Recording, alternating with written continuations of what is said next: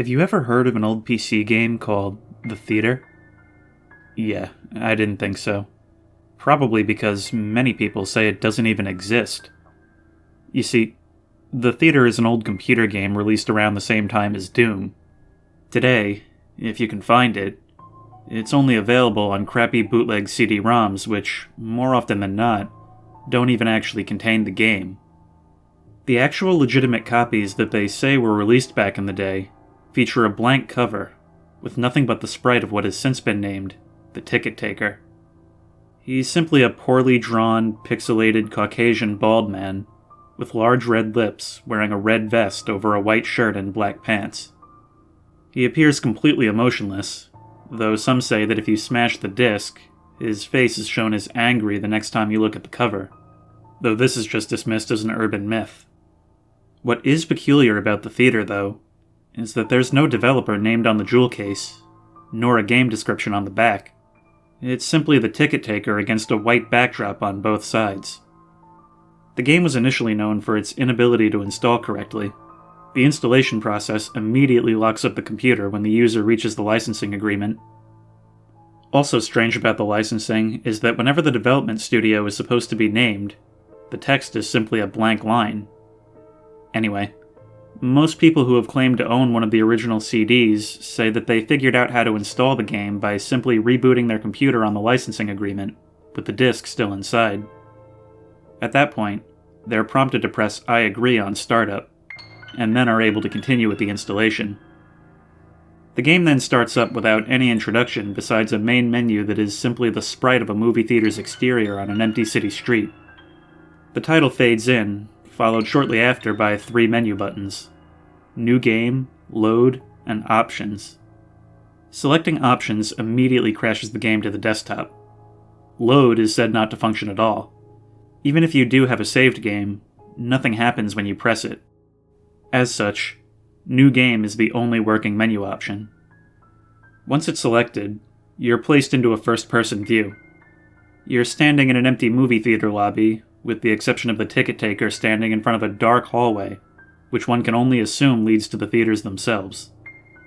There's nothing to do but look at the poorly drawn, mostly illegible movie posters, or approach the ticket taker. Once the player moves towards the ticket taker, a very low-quality sound clip plays, saying, "Thank you, please enjoy the movie," along with a speech box saying the same thing. You then walk into a hallway and the screen fades to black, as you're placed back in the empty lobby. After that, you do the exact same thing, again and again and again. While this may sound like a really horrible game, a number of peculiar things are said to occur as you continue to play it. The number of times that you have to continue into the hall after giving your ticket to the ticket taker before the strange events happen is unknown. Most state that it's completely random, and could take anywhere from the first playthrough to the 400th. What happens, though, has deeply disturbed some players. The first occurrence is when the player fades back in after walking into the hallway. This time, they'll notice that the ticket taker is completely absent. The player then, without any other options, decides to walk into the dark hallway. The sound clip and text box mentioned previously will still play in the absence of the ticket taker, but when the player walks into the hallways, the screen doesn't fade out. It does go pitch black as they walk deeper into the hall, but the player's footstep sound clip is still playing as they continue to push the up button on their keyboard. Those claiming to have played the original game report to have felt extremely uncomfortable walking down the hallway, anticipating the whole way something horrible happening. Eventually, the player is unable to move forward. For a few moments, there's nothing. And then, a strange sprite that is described as the ticket taker but with a swirl for a face appears and stands before the player.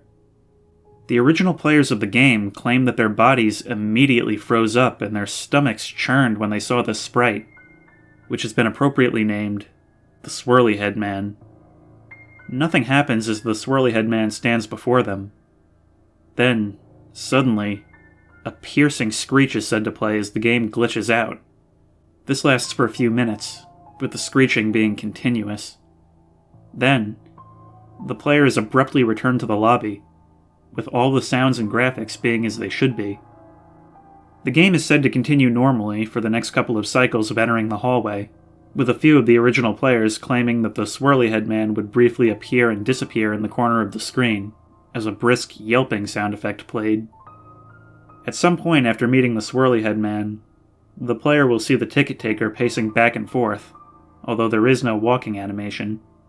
The sprite's limbs are completely static, so he just hops up and down slightly as a substitute, with his eyes being wide and his mouth open, as if to simulate a worried facial expression.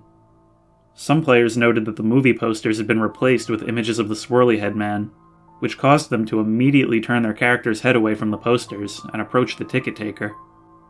At that point, another, different low-quality sound clip plays, but the speech box contains nothing but corrupted characters that cause whatever text would have been in the box to become completely illegible. Due to the extremely low quality of the sound, it's debated by players what exactly the ticket taker says at this point, though by now it is widely agreed that he says, "Never reach the other levels." Then the screen fades out and once again returns the player back to their starting point in the lobby. Only now the ticket taker is gone, and the hallway is blocked by a large brick wall sprite. Touching the brick wall will immediately crash the game. And that's all there is to it. No one knows what the other levels are, or how to gain access to them, nor is it known why the swirly head man causes such acute fear in those who have seen him in the game.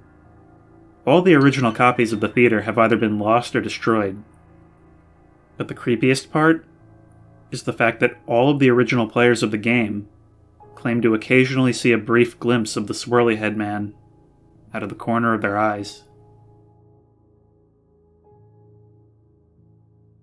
Have you ever heard of an old PC game called The Theater? Yeah, I didn't think so. It's not a story the Jedi would tell you. This lasts for a few minutes, with the screeching being continuous.